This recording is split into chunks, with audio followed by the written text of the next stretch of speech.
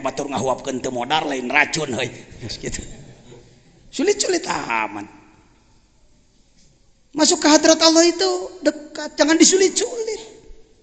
Siapapun berkesempatan, bukan hanya ulama yang pakai serban, gober bukan hanya kaum intelektual yang sarjana, bukan hanya kaum cendekiawan dan ulama, seniman bisa, politikus bisa, orang bodoh bisa, gemel bisa, urut jablay bisa, urut bado garong bisa. Wong wali itu daur ulang. Lagi-lagi saya ngomong terus begini. Saya pengen melihat Anda lebih sukses daripada saya. Saya ini pengantar aja. Saya antar Anda. Tah ilmu najung kan itu waduh, betapa nikmatnya saya dalam kubur nanti. AA yang dari Banjar, ternyata Banjar semua masjidnya sudah makmur, ibadahnya sudah bagus, zakatnya sudah bagus, infaknya sudah bagus, tilawahnya sudah bagus. Merencek saya di jero kubur, sebenarnya saya teh calon neraka, teu tulus lantaran kungsi ngomong ku diamalkeun ngarah etana saya mah euy. Saya mah lain calon surga ngan ka neraka mah teu sanggup. Ilahilas. Oh, tong ka diteruskeun, da teu pati ngarti pan. Naon eusina? Nun Gusti abdi teu pantes asup ka surga. Jangan dulu wala aqwa, denger dulu jawaban malaikat, kira-kira malaikat juga ikut bernadom dari sana. Memang nage siapa calon neraka. ini enggak pernah diangkat imajinasi itu. Andaikan telinga ini tidak ditutup hijab, saya kira pasti terdengar nyanyian malaikat. Kita di bawah ilahilas. Itu nadamnya Sayyid Abu Nuwas atau Abu Nawas radhiyallahu anhu. Abu Nawas di Indonesia jadi badut. Asal orang guguyon asal mah Abu Nawas we. Abu Nuwas, Sayyid Abu Nuwas radhiyallahu anhu yang menyusun doa tobat ilahilas itu. Tokoh kedua di Indonesia yang jadi badut siapa? Syekh Alauddin radhiyallahu anhu. Jadi Aladin. Ngaran beus. Tuluy jadi lampu. Lampu Aladin, make jin di jero teh. Tuluy dibayangkeun make baju Pakistan. Sepatu cantik ka hareup, mawa mie. Super mie. Syekh Alauddin, Ibu. Kok Pak Jajan tahu? Saya punya kitabnya Jami'u Karomatil Aulia. Ada ratusan mungkin ribuan wali yang disebut di situ. Syekh anu karomatnya ini, Syekh anu karomatnya ini, Syekh anu karomatnya ini. Syekh Alauddin jadi Aladin. Ngaran beus jadi guguyon, lampu jadi simsalabim, abrakadabra, simsalabim nantinya jadi apa? Tak tak tak. Jadah. Wali jadi heureuy. Itu Kang Mos. Mari. Daur ulang. Kita ini ember-ember pecah. Kita ini plastik-plastik tak bernilai yang sudah berada di wadah sampah, tempat sampah, tapi diambil, didaur, diatur 24 jam dari mulai bangun tidur. Yuk kita usahakan di bulan Ramadan, luar Ramadan, bangun minimal jam 3, salat penting, mandi salat penting, berjamaah subuh, zikir, salat sunat isuk, isyraq, isti'adzah, istikharah, berangkat kerja, masing-masing mencari nafkah, salat duha, duhur berjamaah, kerja lagi, asar berjamaah, kerja lagi, jam 5 berhenti, menjelang maghrib, maghrib berjamaah lagi, makan dulu siang boleh, makan pada maghrib boleh, isya tidur istirahat, ngatur waktu siapa poe kitu. Eta teh perjalanan menuju Allah teh kitu carana. Itu kudu make metode khusus. Kudu ngagantung maneh. Kudu cicing di atas unggun api unggun. Kudu cicing di jero kubur make palet paeh teh ho. Buat apa repot-repot? Bikin rukun Islam. Kartos ya. Jadi metode nyieun wali teh kitu, Cuk. Kudu make khusus pan geuning kudu kitu di sisi wahangan cara Sunan Kalijaga tuluy make itek hiji tuluy make orai ka dieu otak sutradara supaya jelema resep nonton. Udah ini jalannya sudah ada, caranya sudah ada. Ya, muka balon bisa hawa. Am kaifayat mau ayadul hadratullah wa huwa lam yatatahhar min janabati gopalatihi. Dia belum bersuci, belum adus dari apa? Dari junub, lupa kepada Allah. Jadi poho ka Allah teh junub, teu suci. Ada mandi dohir, mandi batin, mandi syariat, mandi tarekat, wudu syariat, wudu tarekat, solat syariat, solat tarekat, saum syariat, saum tarekat, zakat syariat, zakat tarekat, haji syariat, haji tarekat. Wajib dua-duana fardu ain. Ulah kieu abdi masana sekelasna ceuk saha? Pugu kelasna heueuh. Saya mau nanya, yang masuk kelas itu yang sudah lulus, yang mau belajar. Ning tanya, kenapa Anda masuk kelas tasawuf? Karena saya ingin belajar. Oh, nggak bisa, harus sudah jadi wali. Dulu itu menang liur. Mani heula, bersih heula. Hanya gitu, mani heula. Bersih dulu. Yang ketiga, yang keempat. Am kaifa yarju ayyab hamadaqaiqul asrar wa huwa lam yatub min hafawatihi. Dan bagaimana ia bisa memahami semua rahasia. Ini semua ada rahasianya. Ada asror. Lain asror jurus gitu-gitu. Etama pengembangan. Ada orang yang menggali ilmu jurus supaya rada hebat kadengena asror. Maka orang memahami bahwa asror adalah ilmu jurus. Ngonang Syekh Anu ai datang teh cepot astra jingga. Yole eyang tuluy ngagerem. Kacau deui wae. Asror bukan begitu. Asror itu lihat jamak daripada sirri. Sirrun adalah rahasia. Dalam segala sesuatu ada rahasianya. Ada rahasia asma Allah. Ada rahasianya. Daun-daunan beribu-ribu macam. Khasiatnya beribu-ribu macam. Orang rahet hayang boboro rapat make daun. Badotan nyari beteng mencret wae make daun. Tuh kan. Mejen wae hayang ngaboro sut make daun. Sena apa beuteung nyaho. Bangga saya beli obat dari apotek, heupan apotek teh tina dang-daunan teh dia teh dijieun. Ieu mah obat Cina, da Cina ge tina dang-daunan. Lain teu kancelina tuluy digiles henteu.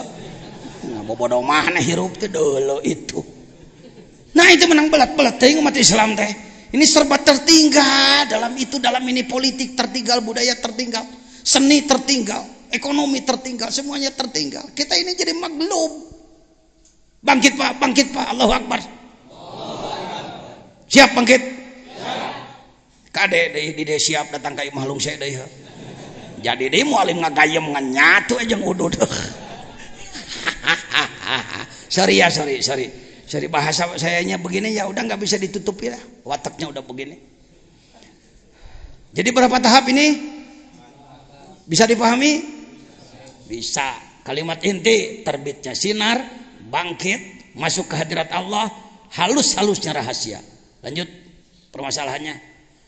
Hati seorang salik sulit bersinar dengan nur Allah karena tertutup oleh kesenangan duniawi. Bukan hanya benda.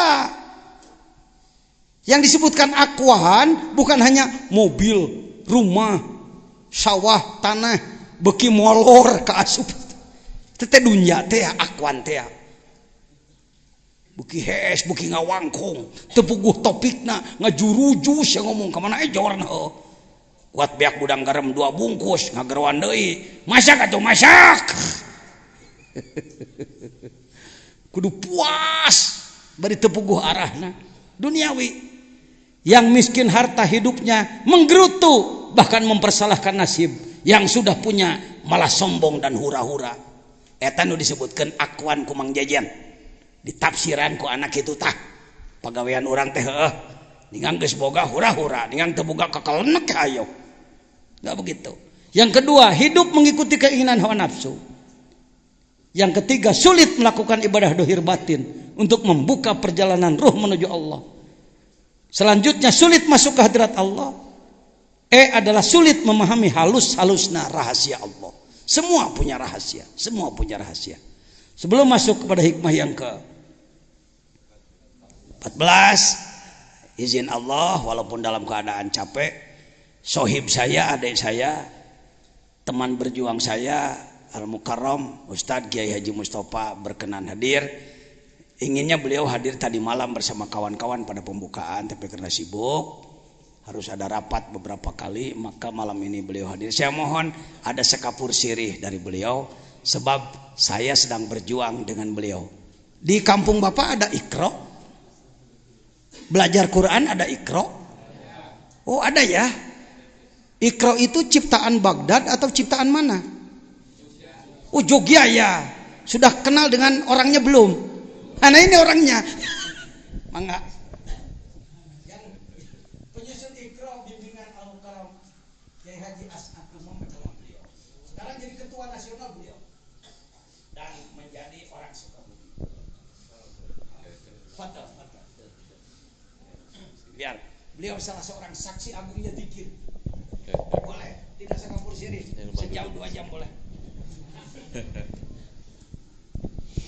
Bismillahirrahmanirrahim. Assalamualaikum warahmatullahi wabarakatuh.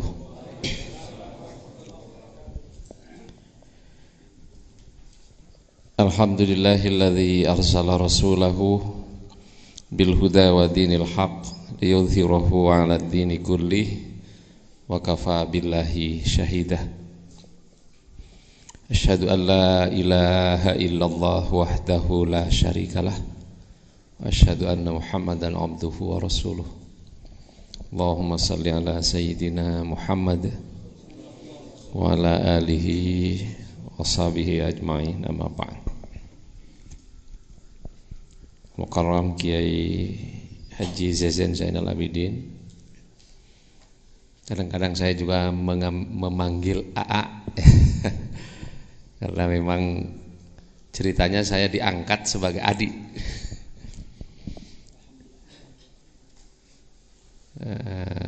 Bapak-bapak, saudara sekalian, para tamu yang jauh maupun yang dekat, yang sangat saya hormati, yang dimuliakan Allah. Terus terang pada malam hari ini saya menjadi salah seorang yang sangat berbahagia, ya, karena bisa bertatap muka langsung dengan Al-Mukarram semua. Orang yang datang dari jauh untuk, sebut saja singkatnya, untuk mendekat kepada Allah, ya. Barangkali di dalam sekapur sirih saya ada baiknya saya sedikit menambah cerita mungkin yang sudah banyak disampaikan oleh Al-Mukarram. Memang benar, saya ini dilahirkan di pulau kecil namanya Pulau Bawean. Beliau sendiri sudah 3 kali datang ke tempat kami. Subhanallah, syariatnya dengan kehadiran beliau sekarang di Pulau Bawean ini, sebut saja kembali menemukan jati dirinya yang saya anggap sudah lama hilang, ya. Oh ada kabar. Ya, ini situasi pada waktu itu di Pulau Bawean. Yang sedang membaca ini adalah almarhum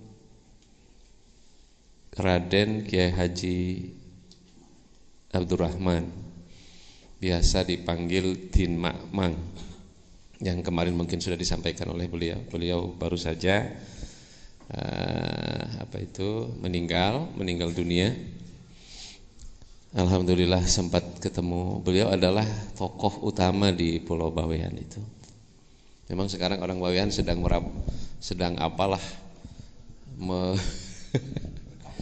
berkabung dan ini mencari ini siapa ini yang menjadi penerus begitu. Yang alhamdulillah Pulau Bawean itu ya Allah takdirkan sebagai mungkin salah satu pulau di Indonesia yang saya kira tidak ada satupun orangnya yang non muslim. Kalau ada orang non muslim datang ke situ, saya kira kalau kuat 2 tahun tetap non muslim itu sudah luar biasa. Itu kalau sudah 2 tahun biasanya ya jadi masuk Islam ya. Di pulau ini, dan alhamdulillah dan insyaallah ini program akan diteruskan. Ini pada waktu Maulid ini ya. Di sana Maulid ya, kalau di sini Maulud ya sama. Di sana Maulid, jadi deket-deket bahasa Madura lah. Saya tidak pernah membayangkan dan sebelumnya memang tidak pernah bermimpi ya bisa bertemu dengan Al-Mukarram. Ya, karena dulu impian saya waktu kuliah di Jogja itu memang ingin tinggal di serambinya Jakarta begitu ya. Saya tidak berminat untuk tinggal di Jakarta, tapi ingin tinggal di serambi Jakarta. Allah kabulkan ya, ternyata benar. Jadi Sukabumi itu sebetulnya serambinya Jakarta. Jadi kalau ditelusuri kita keliling Jakarta itu sebut Jabodetabek, sekarang Sukabumi belum disebut. Tapi kalau lihat kondisi sekarang, Bogor sudah tidak begitu kondusif, Bekasi, sekarang semua perusahaan juga maunya lari ke Sukabumi.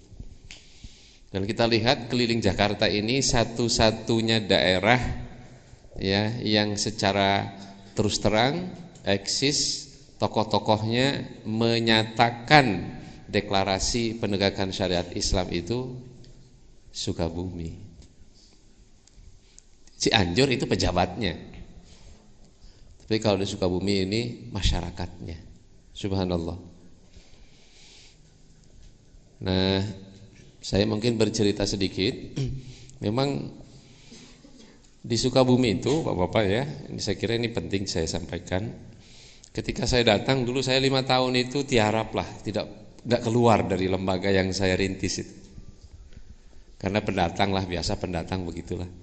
Kalau namanya pendatang kan tidak mungkin istilahnya ujuk-ujuk langsung diterima. Konsepnya harus berkarya dulu. Sebab memang lebih bagus karya yang bicara daripada lisan. Tapi kalau orang sudah berkarya harus bicara. Ya kalau seperti Ajengan sekarang mau bicara apa saja. Seperti Al-Mukarram mau bicara apa saja sekarang. Mobil ya paling hebat, pesantren hektaran, ke Mekah tinggal mau aja berangkat. Ya bicara, tapi kalau seperti saya, kita mungkin ya harus ngerem dulu nih, berkarya. Oleh karenanya memang pertama saya bersyukur kepada Allah bisa bertemu dengan beliau dan kemudian ya diangkat sebagai adik ya, luar biasa. Ini yang mempercepat proses saya diterima masyarakat Sukabumi. Karena terus terang waktu tahun 2002 jangan ya, tahun 2002 kita merintis penegakan syariat Islam di Kabupaten Sukabumi ini, saya sekali itu ketemu dengan beliau dan saya juga tidak ngerti bagaimana ceritanya. Begitu ada kepanitiaan perintisan penegakan syariat Islam, kok saya diminta untuk menjadi sekretaris. Saya juga nggak ngerti nih gimana ceritanya. Ini terjadilah pasangan kan ketua dengan sekretaris ya.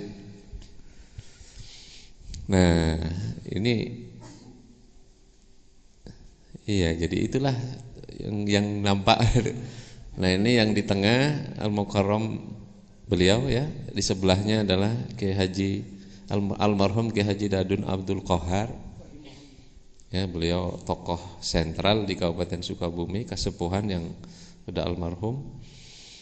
Ya, beliaulah istilahnya kalau sudah bersuara, kalau gitu ke Sukabumi. Kalau beliau sudah bersuara, ya udah yang lain diem gitu.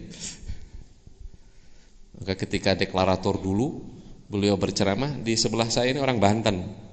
Dia bilang, Ustaz, ini bumi ikut bergetar.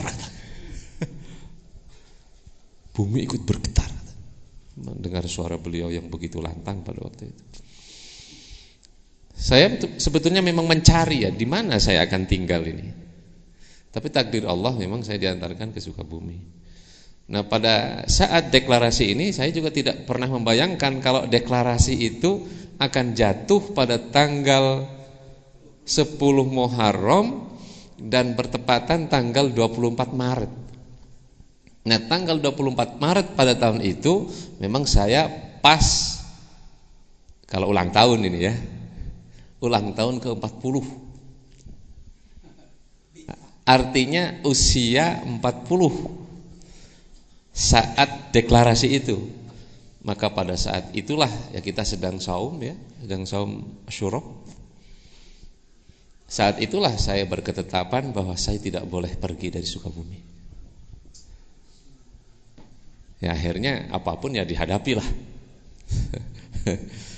Kalau ajengan ada yang mau bantai, saya yang maju begitu. Kalau saya diusik-usik, beliau yang maju begitu aja.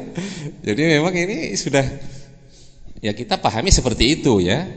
Bukan membela pribadi tapi membela perjuangan. Perjuangan kan terkait dengan pribadi. Kalau pribadinya enggak ada mau berjuang dengan apa? Nah, inilah yang kita lakukan sampai sekarang alhamdulillah al-mukarram. Nah, ini yang kami rasakan seperti itu, sehingga subhanallah pada malam hari ini saya melihat ada sesuatu yang baru ya, ada sesuatu yang baru. Sebab di dalam apa yang kami pikirkan, mungkin sebut saja saya pikirkan, bisa benar bisa salah, Sukabumi ini hanya akan berubah dengan dua hal menurut saya. Ya, mungkin nanti bisa dikembangkan. Termasuk Jawa Barat bahkan Indonesia. Jadi yang dibutuhkan menurut analisa saya, Indonesia itu pertama butuh pencerahan. Pencerahan, kalau Al-Mukarram tadi menyebutnya surat An-Nur ya. An-Nur ayat 30. Ayat 35 kan? 35. Allahu nurus samawati wal ardh. Jadi bangsa Indonesia ini butuh pencerahan. Kita lihat bagaimana di televisi kan. Di Indonesia itu masih 40% masyarakat miskinnya. Tapi kita lihat di televisi itu apa isinya sekarang. Para petinggi kita, ya kan? Itu yang diperdebatkan sehari-hari kalau bukan politik adalah fulus korupsi. Coba bayangkan. Maka kita melihat di sini, sebut saja kalau kita telusuri kan semuanya mayoritas muslim itu, saudara kita semuanya itu. Pak Presiden muslim, Ketua Dewan muslim, Ketua MPR muslim, mayoritas dewan muslim, mayoritas menteri muslim, kemudian mayoritas ketua partai muslim. Saudara kita semua. Kalau ditanya rukun Islam 1 pasti jawabnya syahadat, 2 sholat, 3 zakat, 4 saum, 5 serempak semuanya. Tapi di mana sholatnya? Di mana saumnya? Dan di mana zakatnya? Di mana hajinya? Kan rata-rata ketua partai kita sudah haji. Semua presiden kita sudah haji. Hampir mayoritas anggota dewan kita sudah haji. Apakah tidak pernah nyampai kepada kita semua dan tokoh-tokoh itu bahwa para haji itu, para hujjat itu adalah wafdullah, kan begitu? Duta Allah yang seharusnya pulang dari sana mengabarkan kepada umat ini apa yang dikabarkan Allah di sana. Tapi apa kenyataannya? Maka saya melihat bangsa ini butuh pencerahan. Dan apa yang dilakukan oleh Al-Mukarram sekarang ini adalah bentuk pencerahan. Ini sebetulnya yang diperlukan. Saya menyebutnya checklist nanti ya. Dua ini. Ini kalau checklist kan begini ya. Nah, ini pencerahannya. Kalau dalam bahasa Qur'annya mungkin tanzil. Jadi perlu tanzil, perlu turun kembali sebentuk pencerahan kepada bangsa ini. Ya, pencerahan tentang syahadahnya, pencerahan tentang sholatnya, pencerahan tentang zakatnya, pencerahan tentang saumnya, pencerahan tentang hajinya, pencerahan tentang semua hal, termasuk masalah politik sekarang ini, masalah dakwah, pencerahan. Ini perlu dibedah kembali. Tadi sudah diluruskan oleh Al-Mukarram. Selama ini kan kuncinya di kolbu kan? Kuncinya di kolbu. Tapi sekarang memahami kolbu juga kan masih gelap ini. Masih gelap. Masih gelap. Maka ini perlu dicerahkan dulu. Pencerahan. Saya melihatnya di situ. Dan bulan Ramadan ini sebetulnya bulan yang disediakan Allah untuk itu. Maka mari kita lihat misalnya dalam surat Ad-Dukhan ya. Nah, ini deklarasi di surat Ad-Dukhan itu. Kebetulan saya Ramadan ini sedang tadabbur surat Ad-Dukhan jangan.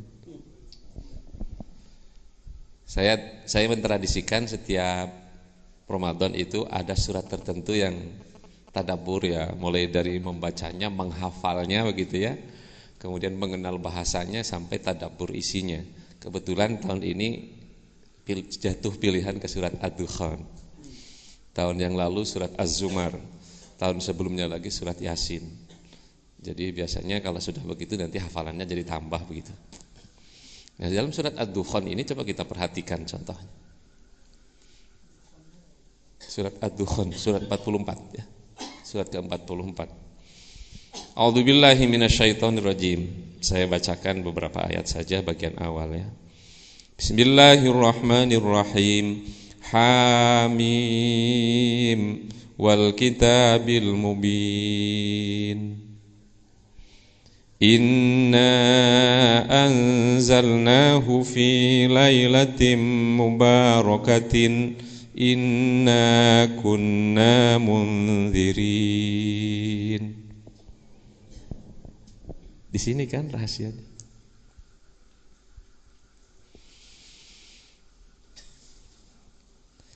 Fiha yufraku kullu amrin hakim amran min indina inna kunna mursilin. Rahmatan min rabbika innahu huwas sami'ul alim. Rabbis samawati wal ardi wa ma bainahuma in kuntum muqinin. La ilaha illa huwa yuhyi wa yumit.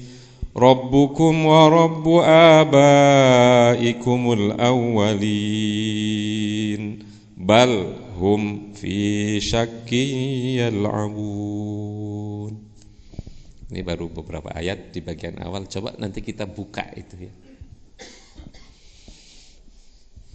Kalau kita perhatikan di sini jelas sekali ya, jadi bahwa semua permasalahan yang dihadapi manusia itu sebetulnya sudah Allah siapkan cara menyelesaikannya dengan turunnya Al-Quran itu.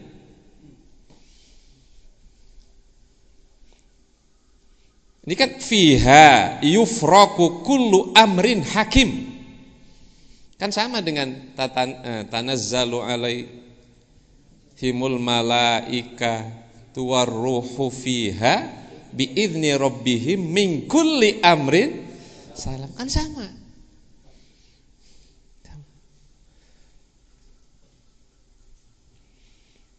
Nah, kalau kita perhatikan apa yang dijelaskan Al-Mukarram tadi, ya memang persis. Kembali. Jadi kembali harus dicerahkan bangsa ini. Maka saya teringat apa yang disampaikan Pak Habibie, ya memang takdir Allah